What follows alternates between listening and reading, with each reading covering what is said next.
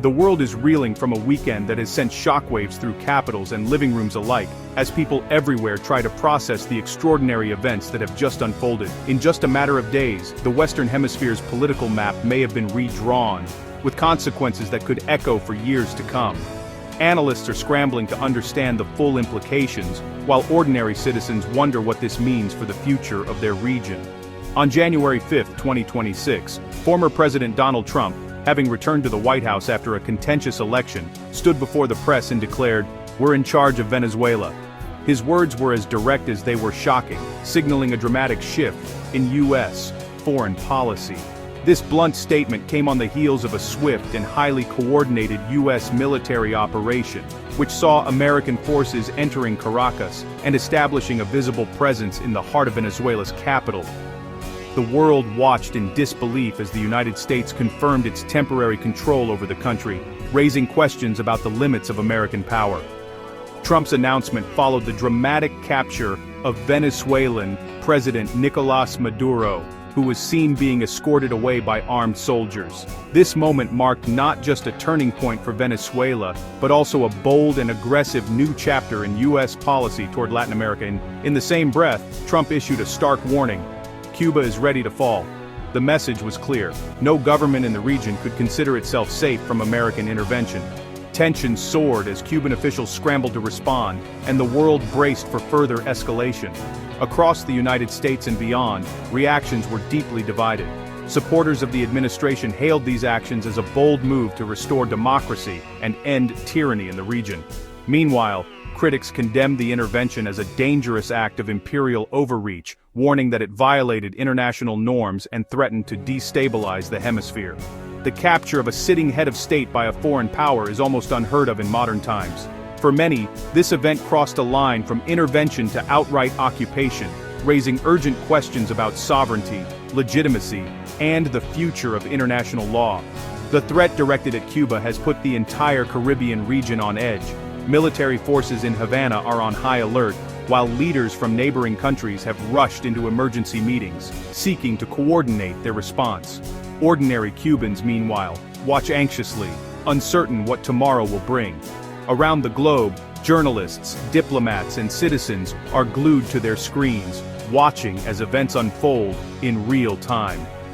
The United Nations has called an emergency session, and the world is left to wonder whether this bold gamble will bring long-sought stability to the region, or unleash a new era of chaos and conflict. As the hours tick by, the story continues to evolve, with new developments emerging almost by the minute. The world holds its breath, waiting to see what the next chapter will bring. The chain of events began in the pre-dawn hours of January 3, 2026. U.S. Special Operations Forces launched a swift, precise raid, Operation Midnight Sun, on the Miraflores Palace in Caracas, targeting Nicolás Maduro. The operation, aided by inside intelligence, neutralized the Presidential Guard with minimal resistance and extracted Maduro and his wife in minutes. They were flown directly to New York City, a move rich in symbolism and legal significance. The White House released a photo of a captured, weary Maduro, signaling a new era. By Sunday, Maduro was jailed in New York, facing narco-terrorism charges. The raid was not just about capturing a wanted man, it was a bold act of regime change by direct military force. The Trump administration quickly justified its takeover of Venezuela as a humanitarian necessity and a move to restore democracy. Officials argue that years of sanctions and diplomacy failed to dislodge a regime they call a criminal enterprise, and Maduro's removal created a dangerous power vacuum. The U.S. frames its intervention as a stabilization mission, not an occupation, aimed at securing infrastructure, distributing aid, and enabling free elections. The operation is portrayed as a law enforcement action against a narco-terrorist, not an act of war. Trump insists U.S. involvement is temporary, but hasn't ruled out boots on the ground. Critics warn that such interventions rarely go as planned and risk becoming long-term occupations. The administration's gamble that it can stabilize Venezuela without getting mired in a costly nation-building effort. News of Maduro's capture and the sudden arrival of U.S. control sent shockwaves through the heart of Caracas, igniting a storm of emotions that swept across the city's diverse neighborhoods. The announcement echoed from bustling plazas to quiet side streets, and everywhere people stopped what they were doing to listen, watch, and react. In the affluent eastern districts, scenes of jubilation erupted almost instantly. Opposition supporters poured into the streets, waving Venezuelan flags and embracing one another, their faces alight with hope. For many, this moment felt like the long-awaited dawn of democracy and a possible end to years of hardship, scarcity, and political repression. But in the working-class barrios, the atmosphere was starkly different. These neighborhoods, long considered strongholds of Chavismo, were gripped by shock, anger, and deep anxiety. Many residents viewed the U.S. presence as an invasion, mourning what they saw as the loss of their nation's sovereignty and fearing for their future. For some, the greatest fear is the potential end of vital social programs that have supported families for years. Conversations in homes and on street corners turned to worries about losing access to food, healthcare, and education, and the possibility that Venezuela's oil wealth might now be handed over to foreign interests. Across the city, many Venezuelans, exhausted by years of economic crisis and political turmoil, find themselves caught between hope and apprehension. While some dare to dream of a more stable future, others worry that the transition could bring new waves of violence, uncertainty, or even deeper instability under foreign control. The sight of U.S. troops patrolling familiar streets is deeply unsettling for a proud nation that has long valued its independence. For many, it is a daily reminder of how quickly the world around them has changed. The operation has laid bare the deep fractures within Venezuelan society, bringing old divisions and resentments into sharp focus. Tensions simmer as neighbors, friends, and even families find themselves on opposite sides of a widening political chasm.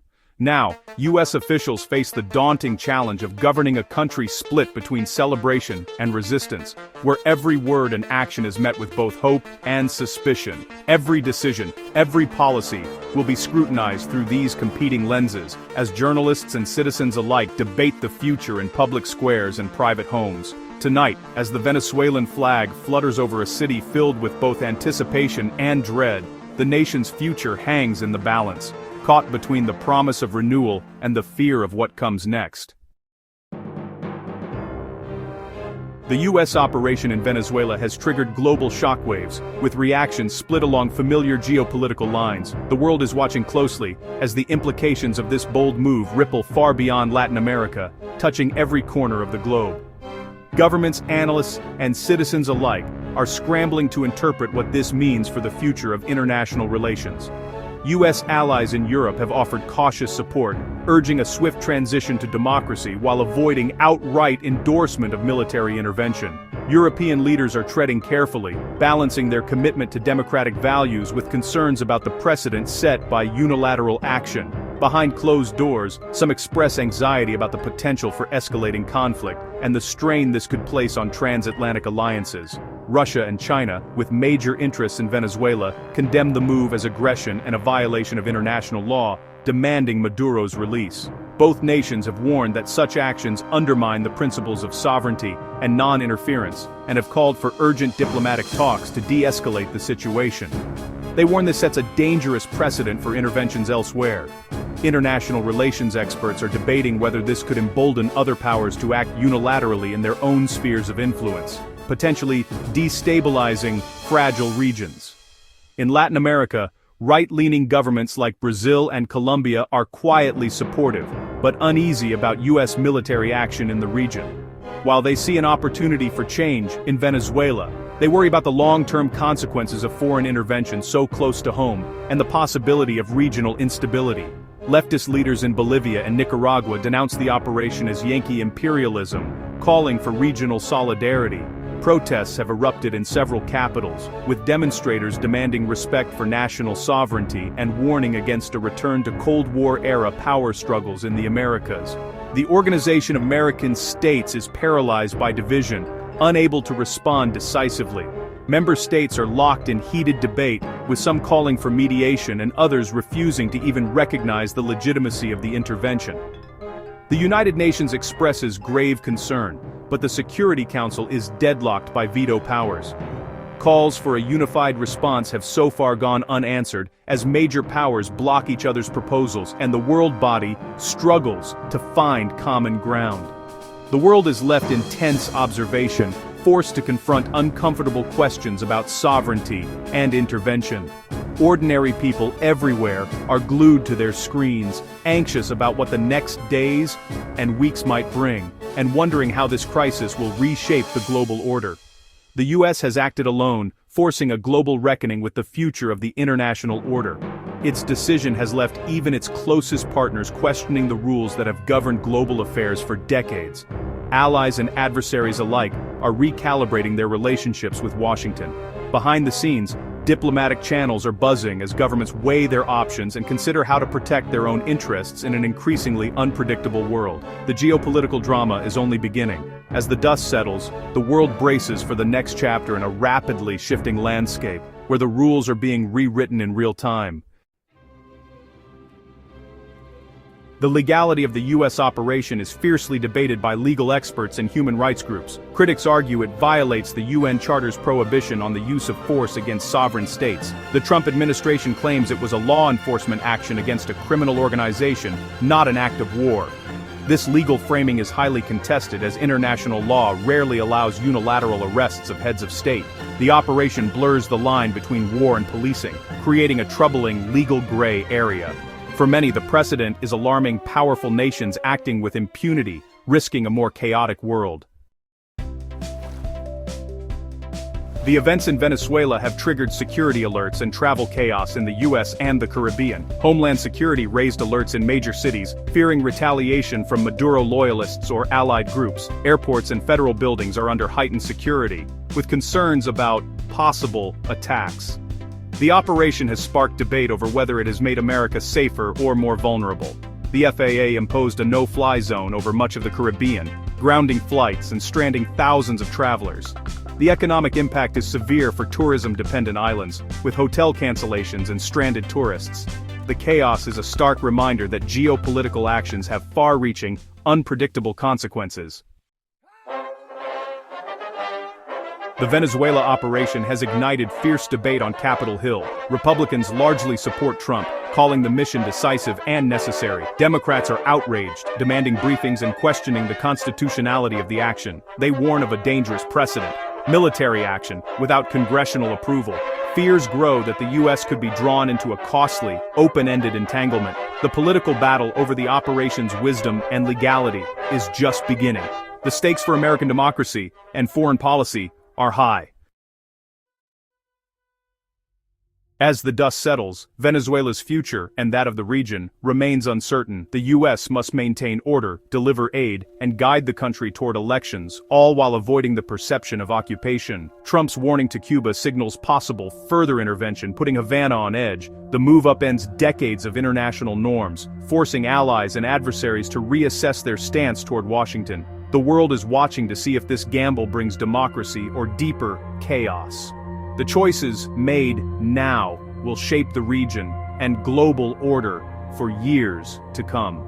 History is being written in real time, with the stakes higher than ever.